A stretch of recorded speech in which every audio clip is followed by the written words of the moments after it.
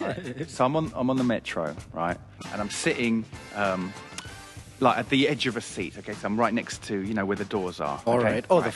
Right now, this couple comes on, right? And they're both pretty good looking couple, right? Now, the girl and the guy, they sit down opposite me, right? Now, the girl is slightly to the left, so she can see like the mirror. She can see the window opposite her. So she, as all people do, she starts checking herself out in the window, right? Now, her boyfriend sitting next to her, he's opposite me, and he realizes he's got to look at me, right? And he's like, oh, he can't. And then, do you know what he did? He nudged her and he made her move to the left a little bit further so that he could also look at himself in the window opposite.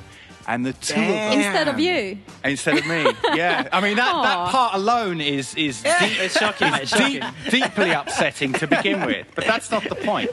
So for the rest of the journey, the two of them just sat there looking at themselves in the mirror. Like he couldn't deal with the fact that his girlfriend could look at herself and he couldn't. He moved her along. He told her to move up.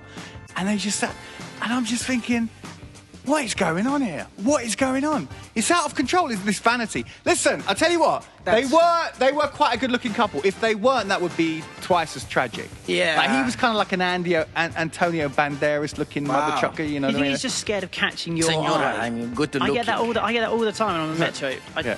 Try not to look at the person in front of me. So you look up slightly and just look at your reflection in the mirror in front. Yeah. So what you think if he caught my gaze, you thought I don't he like would looking be at people on the metro. he'd be and if it was caught you, in a spider web that he wouldn't be able to get out of. Is that what you're saying? you've got a pretty penetrating glare, mate. What can I say? have, yes. Well, thank you very much. Yes. But, I'd like this vanity's just getting out of hand, man. It bothers me, John. What are we going to do? I don't know, man. I shouldn't talk about stuff we mentioned off air, but, it's a proliferation of Instagram. What else is there? Well, I don't blame Twitter that much. I don't think it's all about images. I think Twitter is more about being snappy and, talking about current events. Oh, but it's doing great. It's doing wonders for international relations, is Twitter, isn't yeah, it? Of course, Oh, yeah. But I think Instagram is really to blame here because, it's basically a vanity platform, honestly, if we had to describe it. It's for people who are afraid of their own lives. No, but look, it's a global thing, isn't it? It's quite interesting that all over the world, it's all about selfies, all about how you look, what you do, that kind of things, beautiful pictures. I'm waiting for the mothership to come and take me back. Basically. Yeah. But I'll tell you what, right? Do you remember that movie, The Devil's Advocate? Yeah. Right? Yeah. You've never seen it? So Al Pacino plays the devil, right? As you would.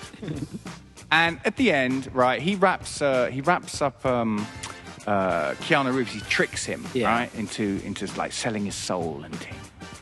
And then at the end, he looks at the camera and it's really with those creepy big eyes of his, and he goes, "Vanity, always my favorite sin," right? So the screenwriter was trying to make the point that the vanity is the devil's favorite sin. Right, being the nerd that I looked into it. Apparently it's not. Apparently pride is, both in the Bible and also in Islam. Pride is the one that the devil likes to get you on when he's trying to trick you, right? But in this movie, we got Al Pacino! So, they changed it. It didn't help the story, right? And so all these years, me and all these movie fans, we all thought vanity was